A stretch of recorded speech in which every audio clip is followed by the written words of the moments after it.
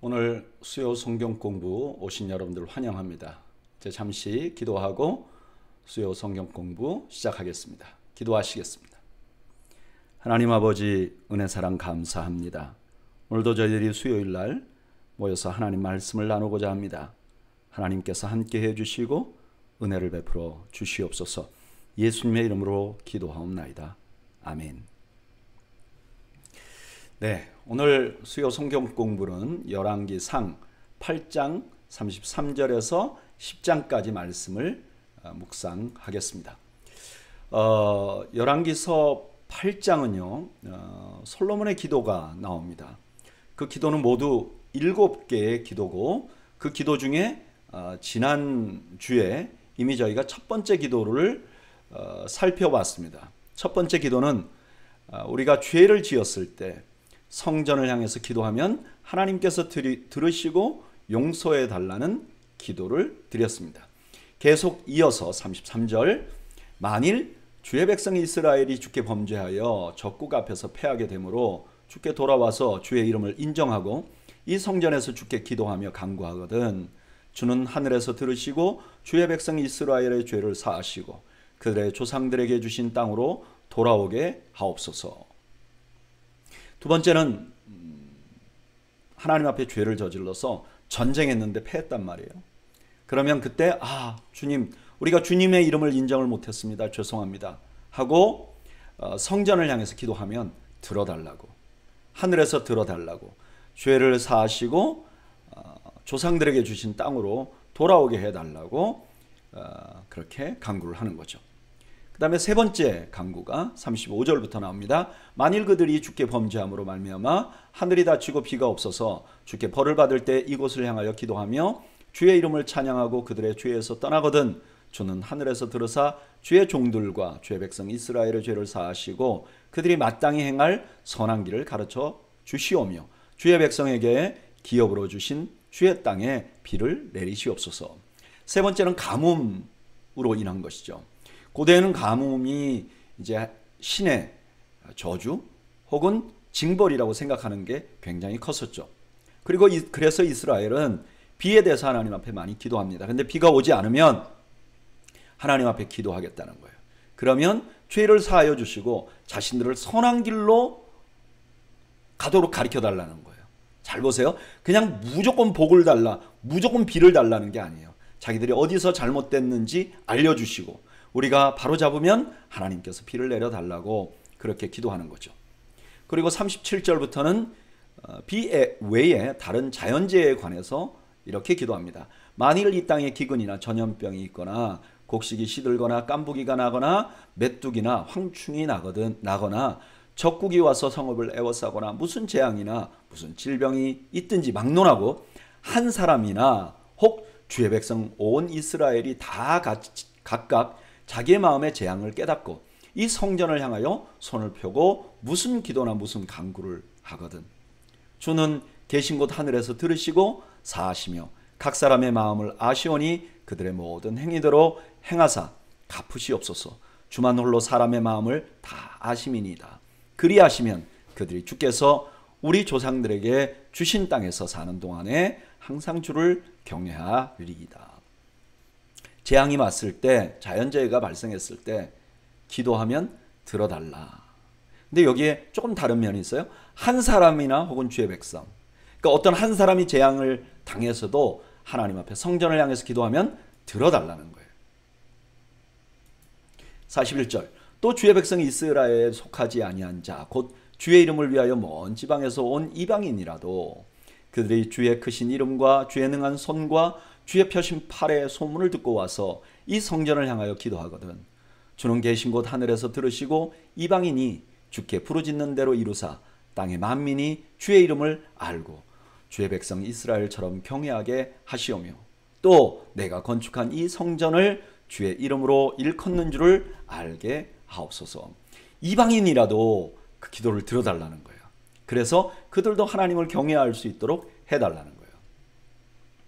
오늘 본문은 솔로몬이 성전을 건축하고 나서 성전을 향하여 기도할 때 하나님께서 들어달라고 하는 예의 두 번째부터 기도예요. 첫 번째 기도는 이웃에게 범죄했을 때, 이건 이미 묵상했죠. 오늘은 범죄로 인해서 적국에게 패했을 때, 비가 내리지 않을 때, 자연재해가 발생했을 때, 혹은 이방인들이 와서 기도할 때도 들어달라고 구합니다. 이 기도를 가만히 보면 솔로몬은 자기가 지은 성전 자체가 힘이 있는 것이 아니라는 것을 알고 있었어요. 그것을 고백했어요. 그러면 성전이 무슨 의미가 있습니까? 성전은 하나님께 기도하는 사람들에게 좋은 동기가 되는 그런 존재가 될 것이고, 이 성전은 어떻게 보면 진짜가 아니라 그림자 같은 역할을 하게 될 것이라는 것을 이미 솔로몬이 고백을 하는 거죠. 그럼 진짜는 누구죠? 예수님이시죠. 요한복음 2장 21절에 그러나 예수는 성전된 자기 육체를 가리켜 말씀하신 것이라. 그래서 우리가 예수님의 이름을 의지하고 기도할 수 있는 것이죠. 이런 특권을 가진 사람들은 당연히 기도해야죠. 마치 솔로몬이 성전을 지어놓고 하나님 앞에 이렇게 기도하는 거. 하나님, 우리가 성전을 향하여 기도하겠습니다. 성전이 우리가 하나님 앞에 기도하게 하는 어떤 동기가 될 수 있도록 하겠습니다. 해 주십시오. 그리고 그때 응답해 주십시오. 그래서 성전을 볼 때마다 우리가 하나님 앞에 기도할 수 있는 마음이 생길 수 있도록 해 주십시오. 그렇게 기도하는 거죠. 근데 이게 그림자란 말이에요. 진짜는 예수님이고, 그러면 진짜를 소유한 사람들은 당연히 기도해야 되죠.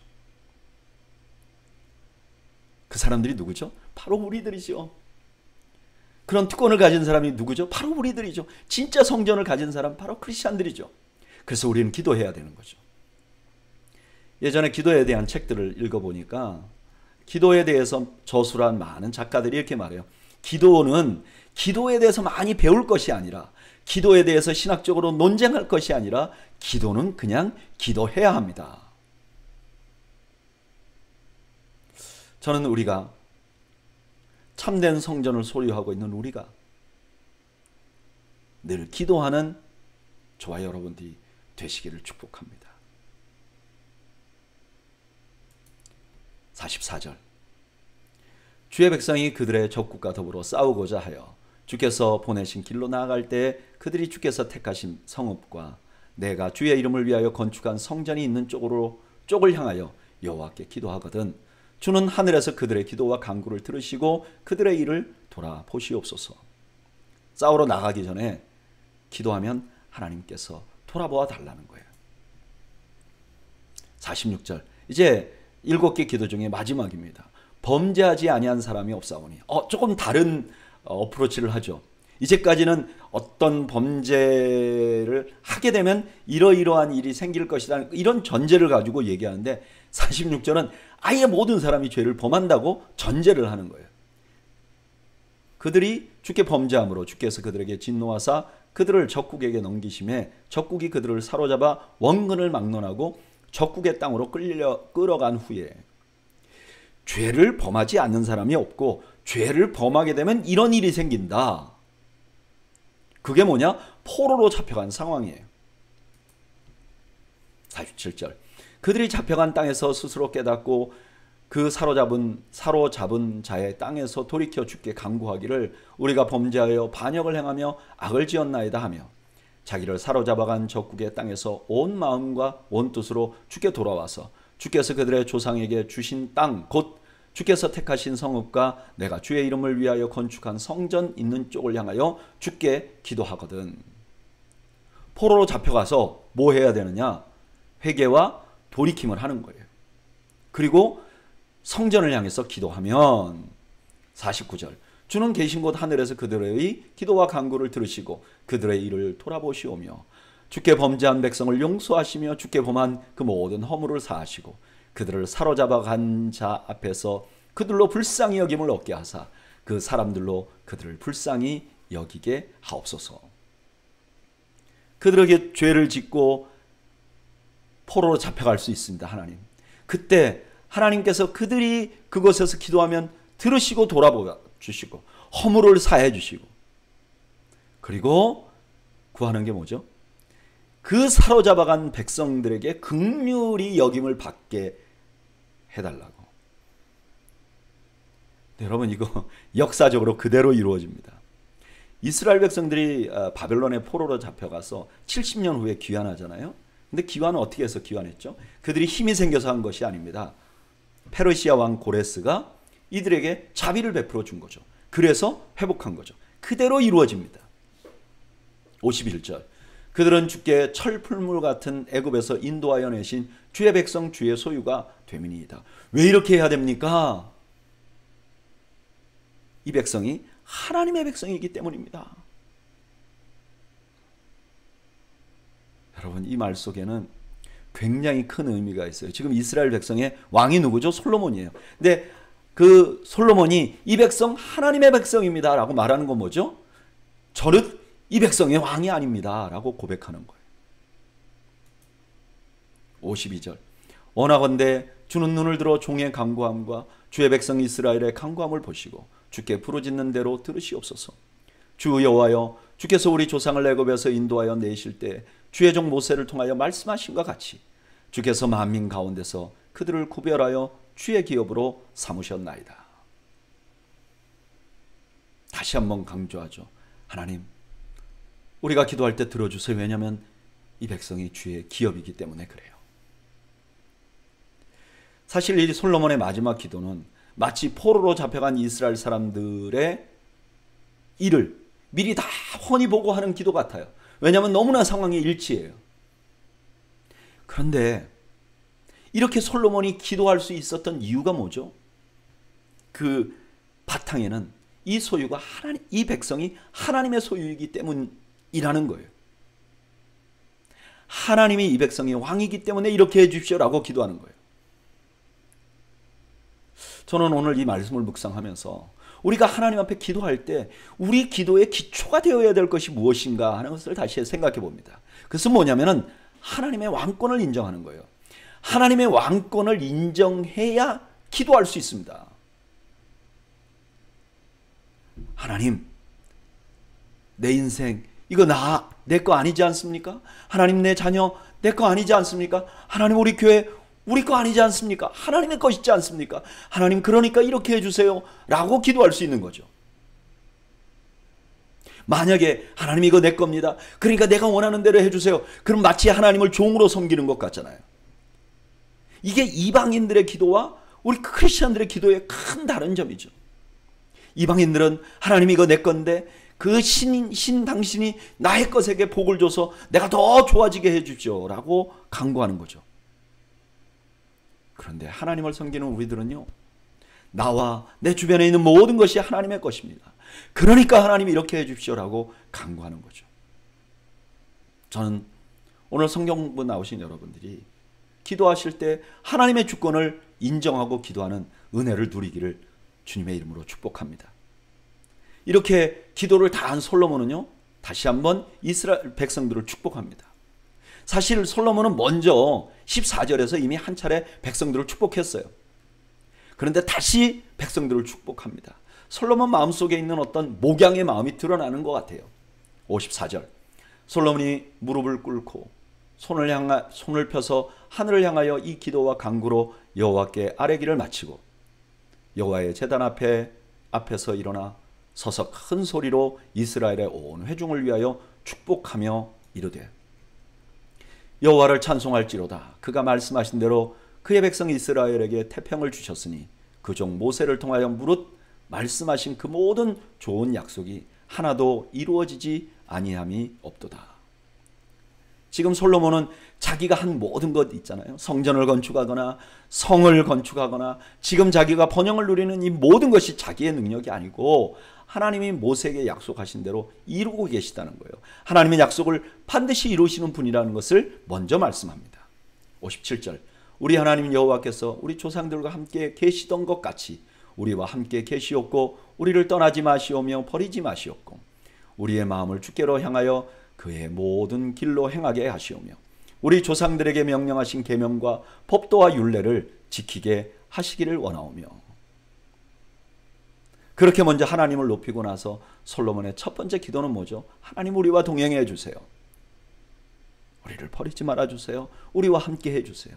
그리고 우리 마음을 항상 하나님께로 향하게 해주세요. 왜 이렇게 기도했죠? 이것만이 살 길이기 때문에 그래요. 59절 여호와 앞에서 내가 간구한 이 말씀이 주야로 우리 하나님 여호와께 가까이 있게 하시옵고 또 주의 종의 일과 주의 백성 이스라엘의 일을 날마다 필요한 대로 돌아보사 이에 세상 만민에게 여호와께서만 하나님이시고 그 외에는 없는 줄을 알게 하시기를 원하노라. 자신의 기도를 들어달라고 간구하고 필요한 것을 채워달라고 간구하고 무엇보다 그 결과로 하나님이 영광을 받으시기를 구합니다. 그리고 61절 그런즉 너희 마음을 우리 하나님 여호와께 온전히 바쳐서 완전하게 하여 오늘과 같이 그 법도를 행하며 그의 계명을 지킬지어다.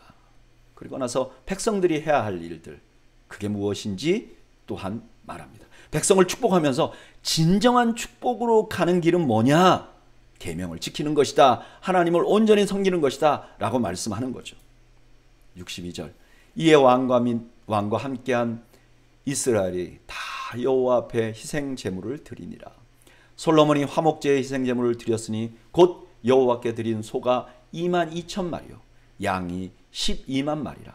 이와 같이 왕과 모든 이스라엘 자손이 여호와의 성전 봉헌식을 행하였는데 그날에 왕이 여호와의 성전 앞들 가운데 거룩히 구별하고 거기서 번제와 소제와 감사 제물에 기름을 드렸으니 이는 여호와의 앞 놋제단이 작음으로 번제물과 화목제물과 화목제의 기름을 다 용납할 수 없습니다. 성전 다 짓고 나서요 솔로몬이 1,000번제보다 더 많은 제사를 하나님 앞에 드립니다. 소가 22,000마리예요. 이거 다 일일이 한 번씩 제사를 드려야 되잖아요. 65절 그때 솔로몬이 7일과 7일 도합 14일을 간을 우리 하나님 여호와 앞에서 절기로 지켰는데 하맛 어기서부터 애굽 강까지의 온 이스라엘의 큰 회중이 모여 그와 함께 하였더니 여덟째 날에 솔로몬이 백성을 돌려보내매 백성이 왕을 위하여 축복하고 자기 장막으로 돌아가는데 여호와께서 그의 종 다윗과 그의 백성 이스라엘에게 베푸신 모든 은혜로 말미암아 기뻐하며 마음에 즐거워하였더라. 백성들은 하나님께서 베푸신 은혜를 기억하고 기뻐하고 즐거워하는 마음을 가졌습니다. 여러분, 언약궤를 이제 지성소에 안치하고 하나님을 이 성전을 봉헌하는 봉헌식을 이렇게 마치게 됩니다. 그런데 이 모든 의식을 마치면서 솔로몬은요 백성의 번영을 구하지 않습니다. 오히려 하나님의 임재를 간구하고 자신들이 하나님께 마음을 두기를 기도합니다. 그리고 마지막은 뭐냐? 하나님께서 그동안 자신들에게 주신 은혜를 기억합니다. 그리고 나니까 백성 중에 기쁨이 넘치게 되었다고 말합니다. 저는 이 말씀을 묵상하면서 왜 우리에게는 큰 기쁨이 없을까 생각을 해봅니다. 왜냐하면 우리가 솔로몬의 1,000번제는 기억하지만 봉헌하고 나서 더 많이 하나님 앞에 제사하고 하나님의 임재를 구하고 이 모든 것이 하나님이 주신 것이라고 고백하는 고백은 잊어버렸기 때문에 그래요. 하나님께서 주신 것에 대한 감사보다는 항상 내가 1,000번을 열심히 드려서 하나님이 내 기도를 들어주시도록 해야 되겠다 이렇게 생각하기 때문에 기쁨이 없는 거예요. 늘 자기의 필요만 채워달라고 기도하기 때문에 기도하는데도 기쁨이 없는 거예요. 여러분, 우리가 기쁨을 회복하려면 하나님이 주신 은혜를 기억하고 그 은혜 때문에 하나님 앞에 제사하는, 하나님 앞에 영광을 돌리고 헌신하는 일이 일어나야 합니다. 우리가 하나님이 주신 은혜를 잊지 않을 때 우리 마음에 기쁨이 넘치게 되는 것입니다. 저는 오늘 성경 공부 나오신 여러분들이 그런 기쁨에 충만하시기를 주님의 이름으로 축원합니다. 이제 9장으로 넘어갑니다. 솔로몬이 여호와의 성전과 왕궁 건축하기를 마치며 자기가 이루기를 원하던 모든 것을 마친 때 여호와께서 전에 기브온에서 나타나신 것 같이 다시 솔로몬에게 나타나사 솔로몬에게 두 번째 이제 나타나시는 거죠. 아마 이때는 솔로몬이 이미 번영을 누릴 누리고 있을 때였을 거예요. 그때 하나님께서 나타나신 것이죠. 어떻게 해요? 기브온에서 나타난 것처럼. 기브온에서 어떻게 나타나죠? 꿈에 나타나셨죠. 아마 비슷하게 나타나신 것 같아요. 3절 여호와께서 그에게 이르시되 내 기도와 내가 내 앞에서 간구한 바를 내가 들었은즉 나는 내가 건축한 이 성전을 거룩하게 구별하여 내 이름을 영원히 그곳에 두며 내 눈길과 내 마음이 항상 거기 있으리니. 하나님의 응답이 이제 나오는 거죠. 하나님이 솔로몬의 기도를 다 들어주었다는 거예요. 그리고 그 성전에 직접 거주하는 게 아니라 거기에 이름을 두고 마음을 거기에 두겠다고 약속한 거죠. 그래서 이 솔로몬 성전이 새롭게 해석될 수 있는 거예요. 신약에서. 왜요? 예수님께서 참 성전, 이 성전은 그 건물 자체가 중요한 게 아니라 하나님이 거기에 마음을 두고 있다는 것이 중요하다는 것이죠. 그러니까 꼭 보이는 이 건물이 아니어도 그 성전의 역할을 할 수 있다는 거예요. 그래서 예수님이 성전이라고 말했고 또 우리도 하나님의 성전이 될 수 있는 것이죠. 4절 내가 만일 내 아버지 다윗이 행한 것 같이 마음을 온전히 하고 바르게 하여 내 앞에서 행하여 내가 내게 명령한 대로 온갖 일에 순종하여 내 법도와 율례를 지키면 내가 내 아버지 다윗에게 말하기를 이스라엘의 왕위에 오를 사람이 내게서 끊어지지 아니하리라 한 대로 내 이스라엘의 왕위를 영원히 견고하게 하려니와. 이제 솔로몬의 기도를 들으신 하나님께서 언약적인 충성을 요구합니다. 그래, 우리가 언약을 맺었지? 나는 너에게 지킬게. 그럼 너희들도 그 언약의 말씀을 지켜다오. 그리고 모델이 누구냐? 다윗이에요. 여러분 왜 솔로몬에게는 계속 다윗에 대한 이야기를 했을까요? 다윗이 완벽했을까요? 아니죠. 다윗이 완벽하지 않았다는 증거가 누구냐? 솔로몬이에요. 솔로몬이 밧세바로 통해서 태어난 거잖아요. 그럼 왜 다윗을 이렇게 강조하느냐? 다윗이 바로 하나님께서 언약하신 왕의 상징이기 때문에 그렇죠. 그림자이기 때문에 그렇죠. 6절 만일 너희나 너희의 자손이 아주 돌아서서 나를 따르지 아니하며 내가 너희 앞에 둔 나의 계명과 법도를 지키지 아니하고 가서 다른 신을 섬겨 그것을 경배하면 내가 이스라엘을 내가 그들에게 준 땅에서 끊어버릴 것이요 내 이름을 위하여 내가 거룩하게 구별한 이 성전이라도 내 앞에서 던져버리리니 이스라엘은 모든 민족 가운데서 속담거리와 이야기거리가 될 것이며. 다른 신을 섬기면 언약을 깨는 거죠. 언약을 깨면 성전이라도 아무 의미가 없다는 거예요. 건물이 문제가 아니라 언약이 문제라는 거죠. 8절 이 성전이 높을지라도 지나가는 자마다 놀라며 비웃어 이르되 여호와께서 무슨 까닭으로 이 땅과 이 성전에 이같이 행하였는고 하면 대답하기를 그들이 그들의 조상들을 애굽 땅에서 인도하여 내신 그들의 하나님 여호와를 버리고 다른 신을 따라가서 그를 경배하여 섬김으로 여호와께서 이 모든 재앙을 그들에게 내리심이라 하리라 하셨더라. 지금 열왕기서를 처음 보는 사람들, 바벨론의 포로로 잡혀가 있는 사람들에게 이 말씀 뭐죠? 너희가 왜 이렇게 됐는지를 설명하는 말씀이죠. 하나님은요, 솔로몬이 성전을 지어놓고 하나님 이 성전 여기 어떻게 하나님이 거하시겠습니까? 하나님 이 성전을 보아주세요. 우리가 그 성전을 향하여 기도할 때 하나님 들어주세요. 이렇게 기도했잖아요. 하나님께서 내가 그 기도 그대로 해줄게. 그리고 이렇게 말한 거예요. 너희 성전에 집중하지 마라. 이 건물에 집중하지 마라. 이 성전 너무나 소중하다. 그러나 여기에 집중해서 더 중요한 언약을 놓치면 안 돼. 더 중요한 건 하나님의 말씀을 듣고 순종하는 것이야 라고 말씀하고 계세요. 여러분 이 하나님의 말씀은 오늘을 사는 우리들에게도 너무나 중요한 교훈이 됩니다.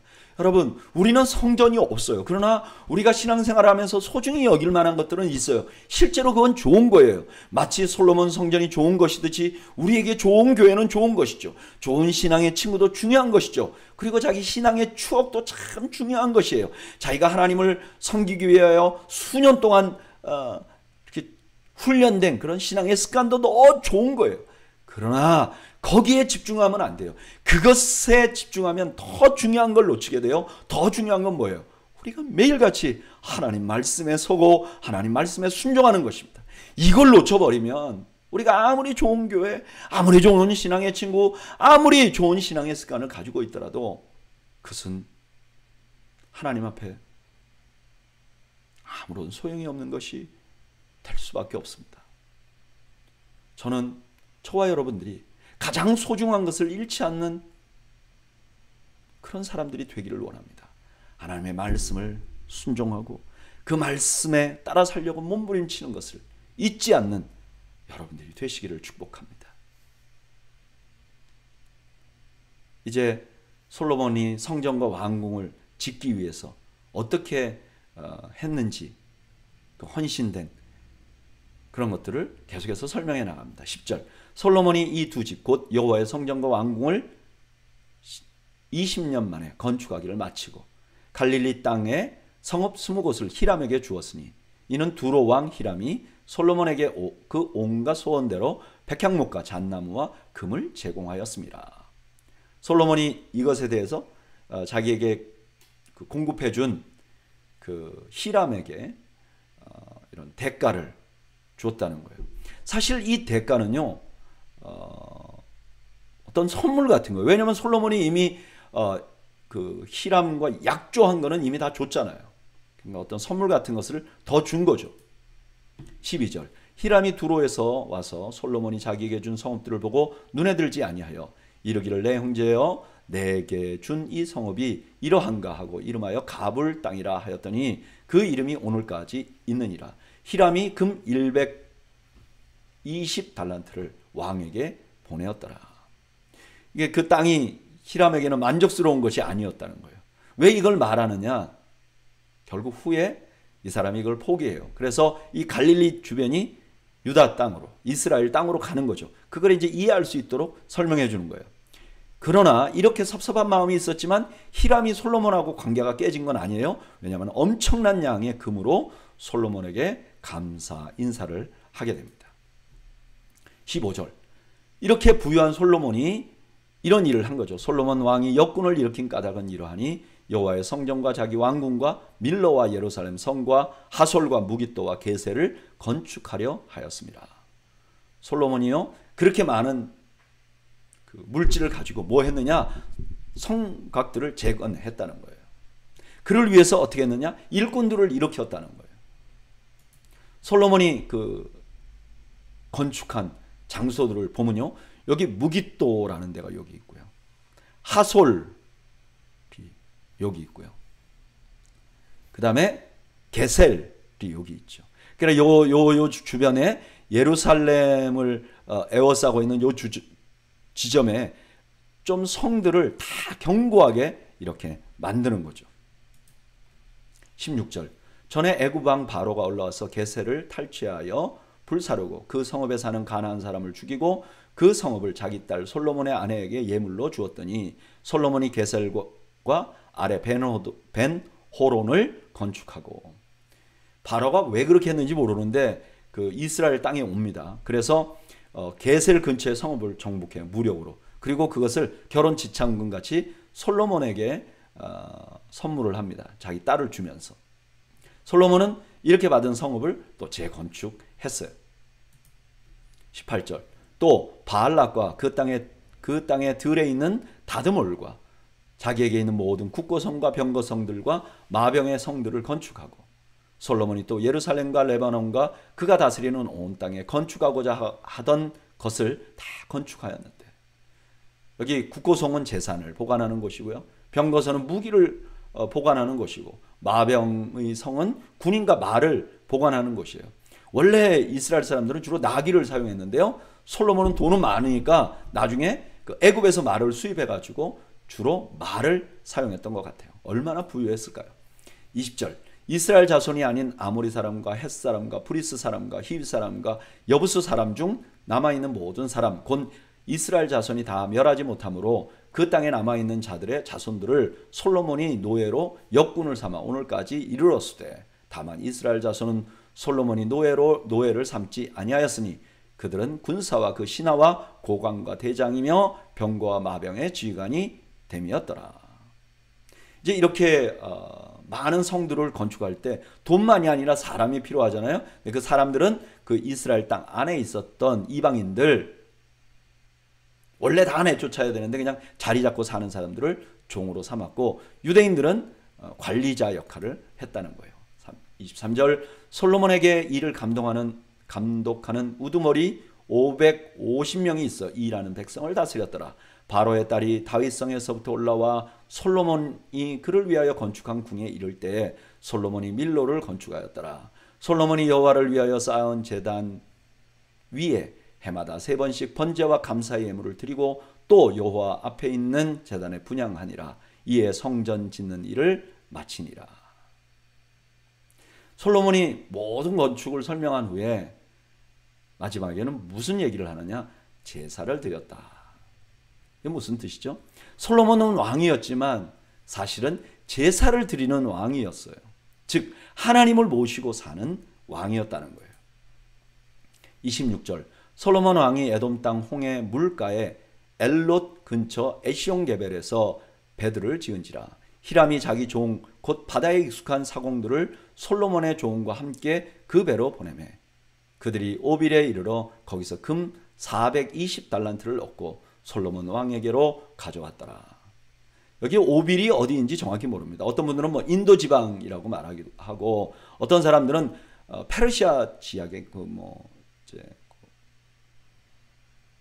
아랍 지금 지역들 그쪽 어디 있지 않을까. 또 어떤 분들은 아프리카 이디오피아 그 근처 아프리카 해안 지역, 이런 주장이 있는 거죠. 뭐 어딘지 확실히 몰라요. 근데 분명한 건 뭐냐면은 솔로몬이 지금 이 나라를 부유하게 하는데 농업 위주에서 무역업으로 주요 업종을 바꿉니다. 이러면서 많은 부를 축적하게 돼요. 오늘 이 본문에 보면 솔로몬이 굉장히 많은 건축을 했다는 걸 보여줍니다. 그런데 그걸 하면서 솔로몬이 잊지 않고 있는 것을 보여줘요. 그게 뭐예요? 하나님을 섬기는 거예요. 왜 이렇게 하는가? 왜 두 개를 자꾸 병행하면서 보여주는가? 이유는 솔로몬이 누리는 부의 원천이 어디에 있는지를 잊지 말기를 바라는 거예요. 그건 뭐죠? 하나님을 섬기는 거였어요. 그래서 이 열왕기상 9장 후반부를 보면 그가 누리던 부의 근원이 하나님이었다. 이걸 보여주는 이유는 뭐냐? 그 부 자체가 영원한 것이 아니라는 거예요.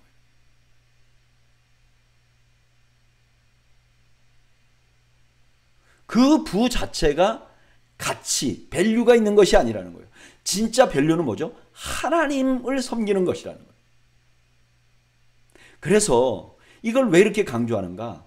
이스라엘 백성들이 망할 때 왜 이렇게 망했느냐? 부를 얻으려고 하나님을 섬긴 거예요. 그러다 보니까 우리가 부자 되려고 하나님을 섬기다 보니까 바알을 섬겨도 부자가 되네? 그럼 바알도 섬기고 하나님도 섬기고 아세라도 섬기고 이렇게 되는 거예요. 부가 강조가 되는 거죠. 그러다 보면 하나님을 떠나게 되고, 그러다 보면 모든 걸 잊어버리게 되는 거예요. 열왕기서 기자는 그러면 안 된다는 거예요. 진짜 중요한 건 뭐냐? 그 부가 아니라 그 부를 공급하고 있는 하나님. 솔로몬이 어떻게 해서 그렇게 부유하게 있었는가? 하나님 때문이라는 거예요. 하나님 섬겨서 그렇다는 거예요. 여러분, 저는 여러분들이 부가 목적이 되지 않기를 바랍니다. 하나님이 목적이 되기를 바랍니다. 하나님을 높이는 것이 목표가 되기를 바랍니다.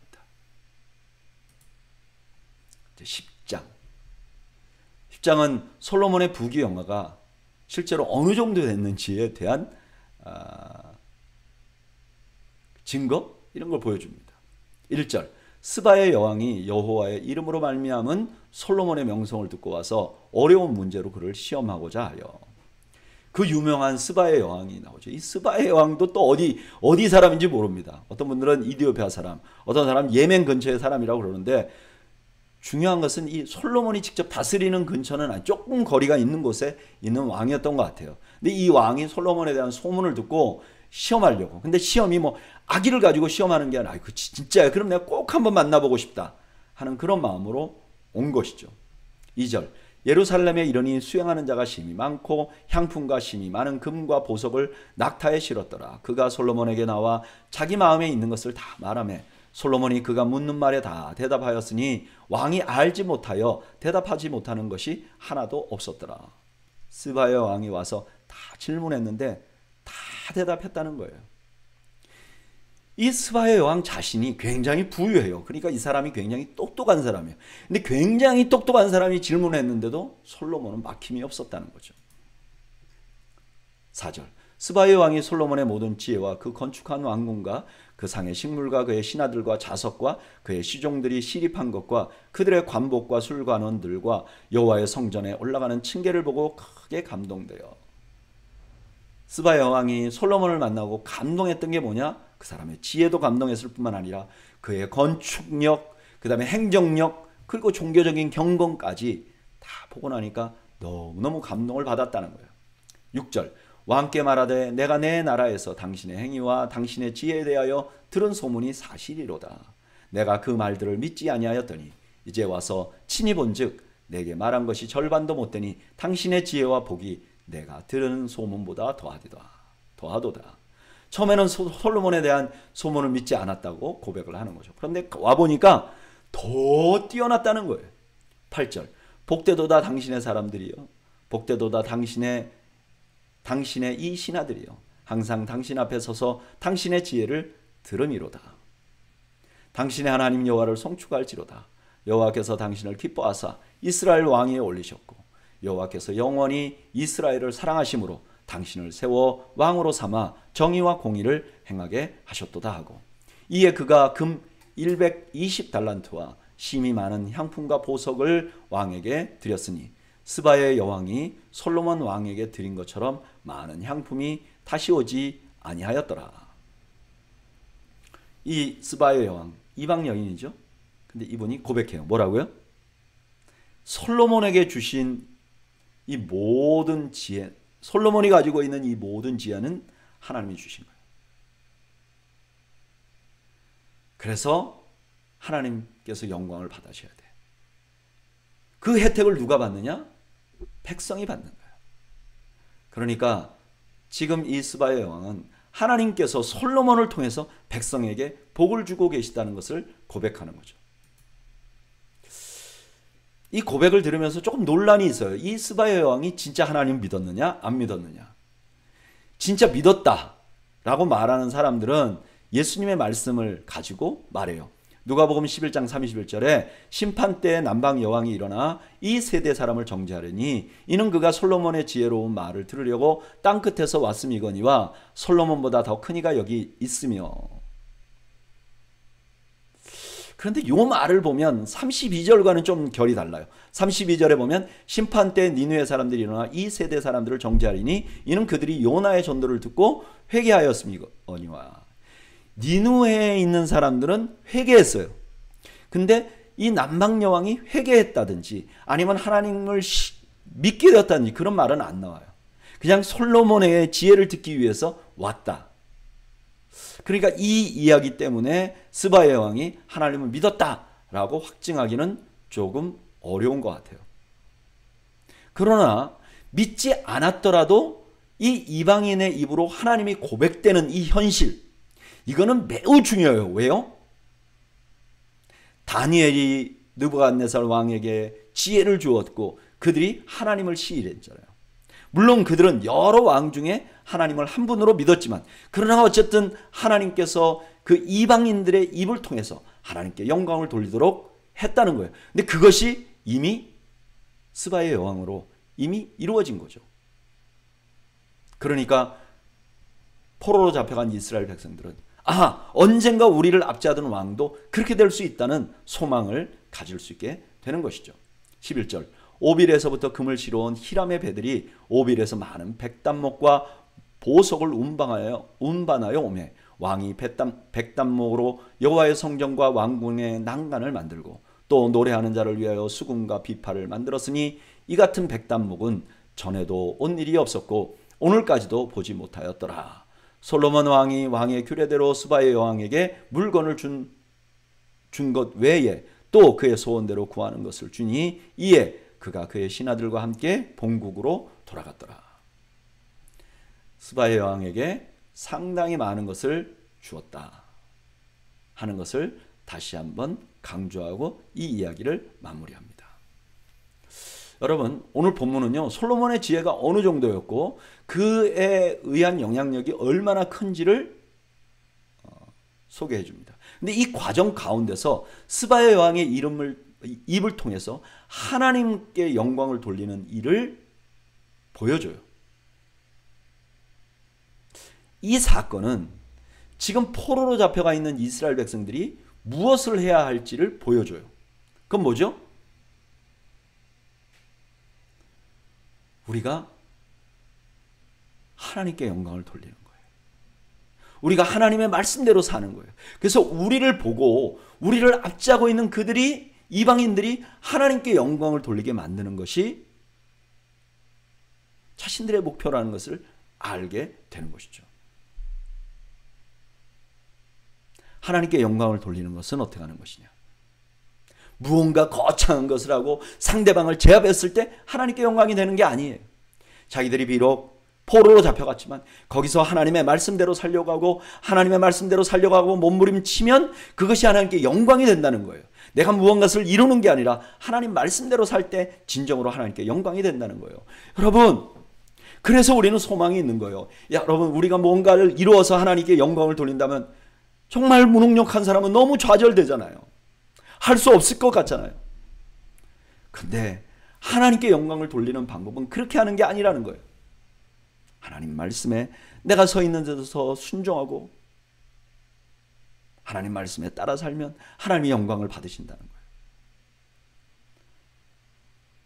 포로기 이스라엘 백성들이 그래, 우리가 지금은 아무것도 없지. 그러나 우리가 하나님의 말씀을 순종할 수 있지. 그렇게 하고 순종할 수 있도록 결단하듯이 오늘 우리도 좀 그러면 좋겠어. 난 여러 가지로 볼 때 하나님 앞에 뭐 특별하게 드릴 수 있거나 특별한 일을 할 수 있거나 무슨 선교사님들 같이 큰 사업가들 같이 그렇게 하지 못해도 내가 오늘 하나님의 말씀에 순종함으로 하나님께 영광을 돌리겠다. 저는 그런 결단을 우리 모두가 하기를 주님의 이름으로 축복합니다. 이제 10장 14절에서 29절.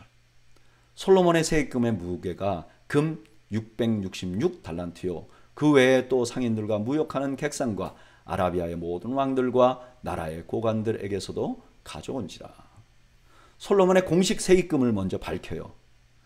근데 666달란트. 근데 1달란트가 얼마 정도 되느냐? 1500명의 노예를 살 수 있는 돈이에요. 그러면 666달란트면 어마어마한 돈이죠. 근데 이게 기본 세금이에요. 나머지 엄청난 물질을 소유하게 된다는 거예요. 그러니까 어떤 일을 할 수 있느냐? 16절.